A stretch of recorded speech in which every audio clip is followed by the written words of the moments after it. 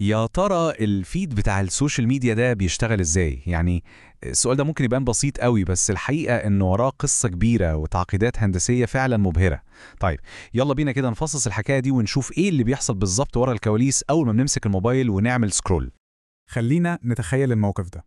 أول ما بندوس على زرار نشر، إزاي في أقل من ثانية البوست بتاعنا بيظهر في وش كل الأصدقاء والمتابعين؟ إيه اللي بيحصل في اللحظة دي بالظبط؟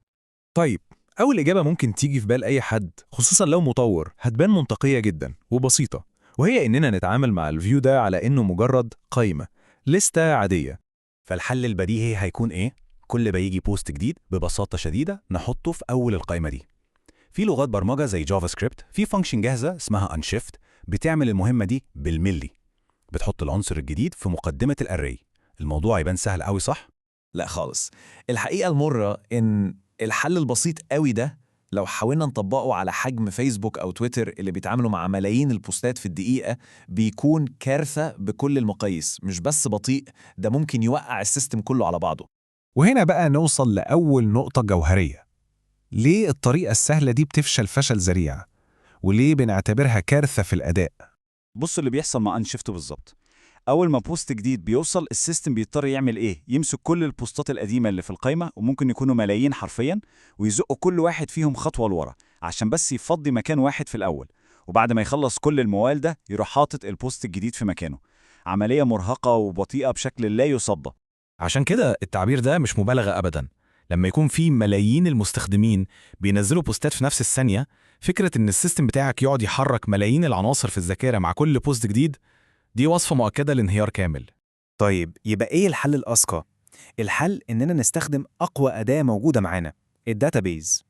بدل ما نعمل الشغلانة دي بنفسنا في الكود، بنرمي الحمل كله على قاعدة البيانات اللي هي أصلاً متصممة عشان تعمل الحاجات دي بكفاءة. وهنا بيجي أول مفتاح لللغز.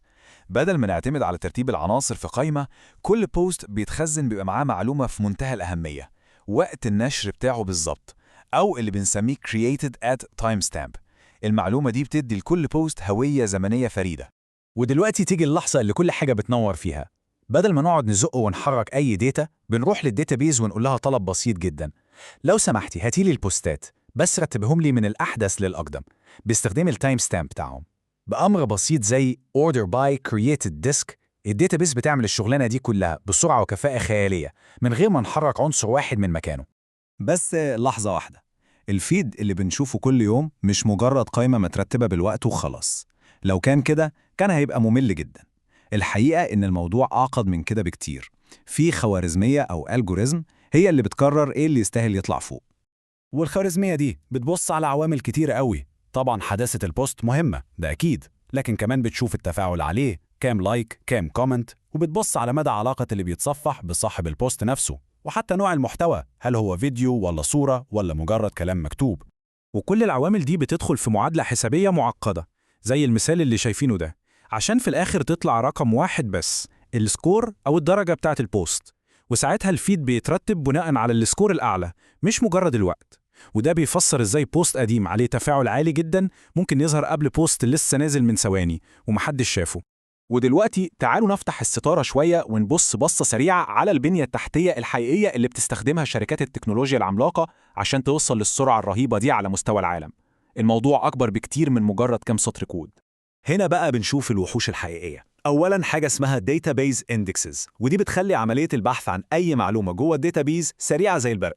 تانياً أنظمة الكاشنج زي ريدس، دي ممكن نتخيلها كأنها ذاكرة مؤقتة خارقة السرعة للسيرفر، بتخزن نسخ جاهزة ومترتبة من الفيدز عشان أول ما حد يطلبها تروح له في لمح البصر من غير ما نرجع للداتابيز كل مرة. وأخيراً استراتيجية عبقرية اسمها فان أوت، دي بقى اللي بتخلي بوست واحد يوصل لملايين في نفس اللحظة. الفكرة إن أول ما شخص بينزل بوست، السيستم بياخد منه نسخة ويروح يوزعها فوراً على الفيدز الجاهزة بتاعت كل المتابعين.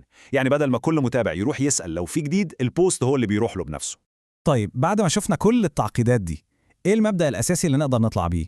إيه طريقة التفكير اللي بتخلي الأنظمة العملاقة دي تشتغل أصلاً؟ التشبيه ده بصراحة عبقري وبيوضح الفكرة كلها. تخيل إن عندك دولاب أرشيف ضخم مليان ملفات. لما تجيلك ورقة جديدة، هل من المنطقي إنك تطلع كل الملفات اللي في الدولاب وتزقها لورا عشان تحط الورقة الجديدة دي في الأول؟ أكيد لأ. الأسأل والأذكى إنك تحطها في مكانها وتستخدم التاريخ عشان تلاقيها لما تحتاجها. هو ده بالظبط الفرق بين طريقة التفكير الغلط والصح في عالم الأنظمة الكبيرة. وده يعتبر ملخص سريع للرحلة بتاعتنا. بدأنا بطريقة الأري وأنشفت، ودي قلنا إنها بطيئة جدا وفاشلة. بعدها اتطورنا لطريقة ترتيب الداتابيز، ودي كويسة وفعالة جدا في حالات كتير. وفي النهاية وصلنا للطريقة الاحترافية اللي بيستخدموها الكبار، وهي تجهيز الفيد مسبقا في الكاش زي ريدس، ودي أسرع طريقة ممكنة على الإطلاق. ودلوقتي بعد ما عرفنا إيه اللي بيحصل وليه بيحصل بالشكل ده، بيجي السؤال الأهم: هل عندنا الحماس والفضول إننا نعرف نبني الإزاي بنفسنا؟ دي هي بداية الطريق الحقيقية لفهم تصميم الأنظمة العملاقة.